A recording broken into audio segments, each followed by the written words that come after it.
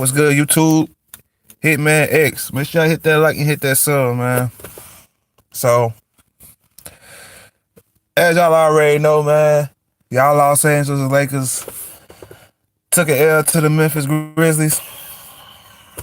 And it's not really a game breakdown. I just want to do a whole season breakdown on them because I took a lot of heat for my opinions that I still feel on them. You know, I feel on the Lakers and certain players on their teams as far as Brandon Ingram, Kyle Kuzma, LeBron James. I'm going to get to that in a minute, though, man. First, let's start off with Kyle Kuzma, man. Kyle Kuzma had a solid game, you feel me? And it was it was a nice little game, but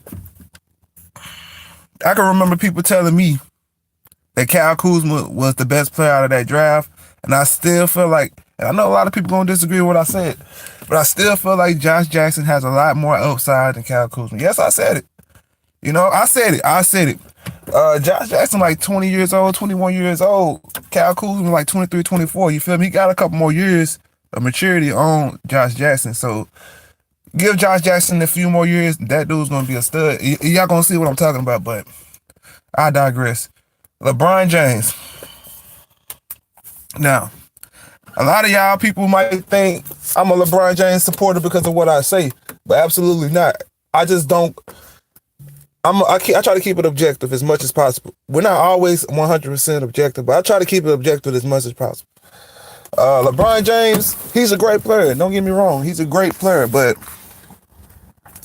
the team he has around him, like mentally, psychologically, they're soft as hell. I'm not talking about their game out there, but psychologically, they're soft. There's a lot of chitter chat in the locker room. Oh, they're mad about minutes, this and that. When you're supposed to be ready, when you're a championship team, you're supposed to be willing to sacrifice. A lot of these people aren't willing to sacrifice. They're thinking about their contract, their numbers. You feel me? That's soft shit. That's, mentally weak shit. We all knew when LeBron James came to the Lakers that he's gonna trade the whole team. Like, so why are y'all surprised when he actually tries to trade y'all? That's what I don't get. I don't understand that when people show you who they are, you're still surprised who they are. Get out of here. He showed you who he was in Cleveland. He came to LA, expect that to happen in LA. You feel me? Every team he went to, basically, he traded everybody away from. He tried to do it in Miami and couldn't do it because that wasn't his team. That was Dwayne Wade's team. You feel me? LeBron James is a control freak. He needs to have everything in his control and everything to his liking.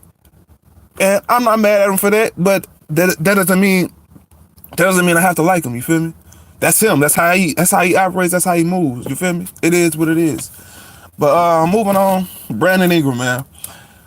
I know I made a video a couple of days ago.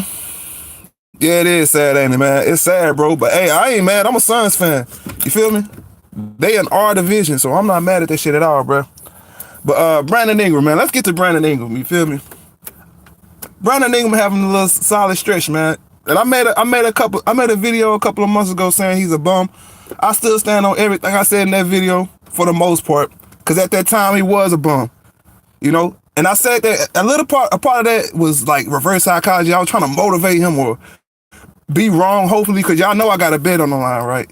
Y'all know I got some money on the wood on this season right now, so I wouldn't want him to have a bad season, but at the same time, I'm like, come on, you having like 8-point games. I think he had like 3 games straight. He scored like 8 points. I'm like, this dude here is like, looking at it in the moment, you're like, this dude is a bum. Like, I just reacted just like, boom, like, all right, this dude is a bum. Fuck that shit. I'm tired of seeing this shit, you feel me? But he had a couple of 20, 22, 24-point games. Hey, salute to that dude, man. I hope he keep it up. That way, I ain't gonna even speak on this chat. Y'all know what time it is, you feel me? I ain't gonna say shit. I'm just gonna keep my mouth closed until it's time to, collect that change, you dig? That's how I'm gonna do it. I ain't gonna say shit about it. I'm gonna keep my mouth closed because a lot of people were trolling me in that chat room. When it's time to pay up, I wanna see all y'all talk.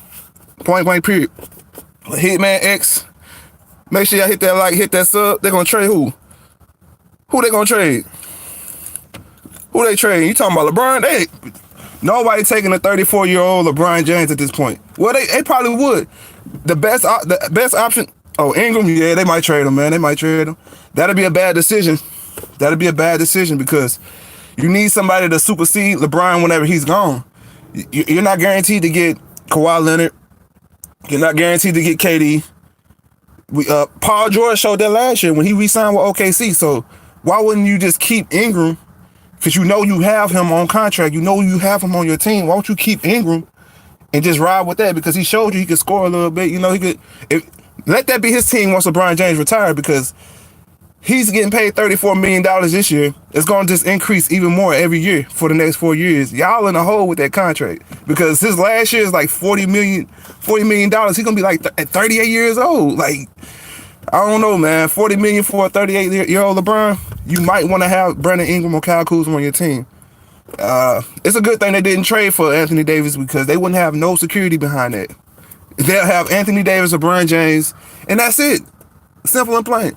But Hitman X, make sure I hit that like, hit that sub. I'm out of